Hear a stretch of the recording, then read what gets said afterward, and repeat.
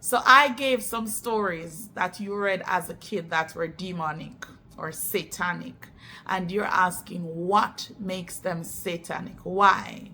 The very fact that you're able to remember the story should be enough. But I'm going to try and explain why. Hansel and Gretel. Isn't that a story where a witch wanted to kill two children? Why would you have your kids reading about witches? What does the Bible say about witches? Didn't God say, suffer not a witch to die? God has no part with witches. Light has no part with darkness. Number two, the Frog Prince. Wasn't the Frog Prince about a boy that a spell was cast on him that turned him into a frog, and a girl had to kiss him in order to change him back into a boy? Why would a girl be kissing a frog? It's a spell that was cast. Who cast spells? Witches. Frogs are unclean. Why would anybody be kissing a frog? Cinderella. Cinderella was a story about a fairy godmother. And this fairy godmother used a magic wand to turn this girl from rags to looking like a princess so that she could go to this ball. Wasn't it at midnight that she changed back into rags? Wasn't the chariot made from pumpkins? Wasn't it pumpkins that the fairy godmother or the witch, because every fairy godmother is a witch. Every fairy godmother is a witch. Wasn't it pumpkins that she used to turn into the carriage or chariot that carried her? Isn't it the same pumpkins that they use at Halloween? Isn't it pumpkins that witches use to cast their spells? Do you think it's a coincidence? Everything about the story is darkness.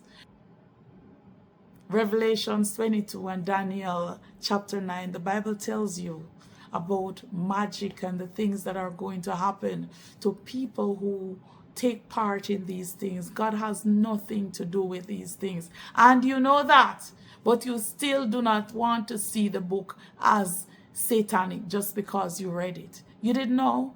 I didn't know at the time. Now look at Snow White and Rose Red. A spell was put on a young man that turned him into a bear. Here we go again. A spell was placed on somebody that turned them into a bear. Evil again, darkness. What do you think happens to you right now when you go, when somebody goes to a place, to the Obeah man or the voodoo priest or wherever they go to and do things to people? It's the same, it's witchcraft. Casting a spell is witchcraft. Sleeping Beauty was a story about a girl that was placed under a curse for 100 years by a fairy godmother.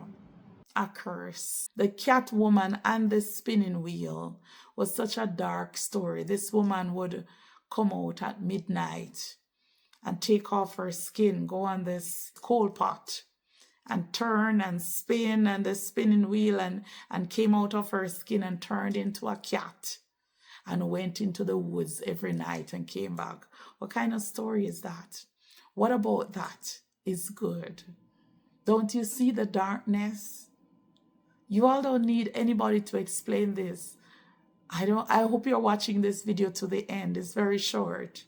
But you see it and you know it, and I don't know what else you need. It is as clear as day. Now, Goodnight Moon. You might not know Goodnight Moon, but it's a book that's around for a long time. I didn't read it as a child, but it is around. And this is a book where the writer is writing. It's a bunny. First of all, it's a bunny. The same evil bunny. The enemy uses certain animals to carry out his works in this earth. And you have to be aware of them. The bunny rabbit, or the rabbit, is one of them. I can't even get into that. But the rabbit is one of them. This is a story of a bunny that was going to sleep every night and saying good night to all the inanimate objects in his room. The clock on the wall, good night nobody, good night moon. It is not a by chance thing. These books are written by people who are deep into darkness, but you don't know. And these are the cute little ways that they try to bring out their thing and try to get kids to become possessed from a very tender age. I know that where I am from, many kids, they don't believe these nonsenses. They don't fall for them. But here, where I'm living now, there are many children, even their parents are responsible for making them believe these things. You cannot tell kids that Santa Claus is fake. Parents will be upset with you for saying that. And in the same way, these stories, it's the same thing. You can't tell them it's fake, it's not real. And they believe them and they end up having nightmares because of these stories. Now, the Pied Piper was about a man that he was called to lead away some rats out of a town. They couldn't get rid of the rats. And when they chose not to pay him what he had charged or what they agreed on, this man used his music to put all the children in a trance and led them out of the town, and they were all missing. They disappeared into certain realms. What kind of realms? Darkness, realms of darkness. Don't think that these people don't know what they're doing when they write these stories. Darkness. There are realms that we need to enter as people of God, as God's creation. But we need the power of God to enter those realms. And when we enter those realms, we enter them to fight darkness. We enter them to battle with the powers of the air that are controlling this world, when it should be the power of God that is in charge. And that is why we enter those realms, to those who are able to. There is no other reason to be entering any other type of realm. But people who practice Satanism enter into those realms all the time. Little Red Riding Hood, that Red Riding Hood wore, it symbolizes something. It's not by chance that she wore it. The wolf that was in the story represents darkness, deception. The wolf lied to her. The wolf represents fear and intimidation. That story alone is an open door to the demonic in your child's life. The spirit of fear can enter your child. From a tender age, your child can develop anxiety. Anything can happen to your child as a result of that story. And all the other stories, Aladdin and the magic lamp. Isn't this story about a boy that used a magic lamp, again, magic, to become a prince? We are people of God. We have nothing to do with magic. Magic is from Satan and his kingdom. You don't want to have nothing to do with that. Ephesians chapter 5, I believe it's verse 11, it says, have nothing to do with the unfruitful works of darkness, but rather expose them. And that's what I'm doing, exposing them. Now, do you think it is by coincidence that Disney has a movie about all of these? Do you think it is by coincidence that Disney is so designed to attract children, and stupid parents have a desire, their greatest dream is to go to Disney themselves and even to take their children there? Somebody asked in the comments, what is wrong with imagining things? What is wrong with make-believe? God gave us imagination for a reason.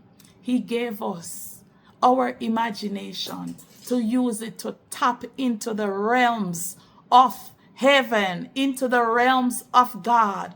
We have this imagination as a very powerful aspect of our being, because this is what can enable us to be like God, to be like the first Adam that God made. But we're not using it as we should. God doesn't want you to use your imagination to tap into darkness. This is how you become possessed.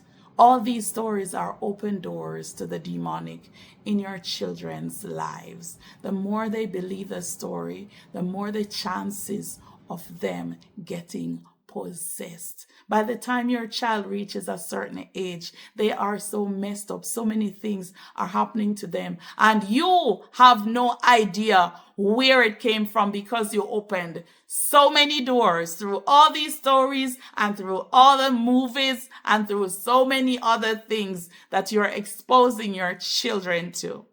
I think I will stop here. God bless you. Satan is clever, but I want you to be wise as serpents and harmless as doves. Jesus knew that Satan is very clever, and this is one of the ways that Satan uses his tricks to get to your children and to mess them up. Be wise as serpents and harmless as doves.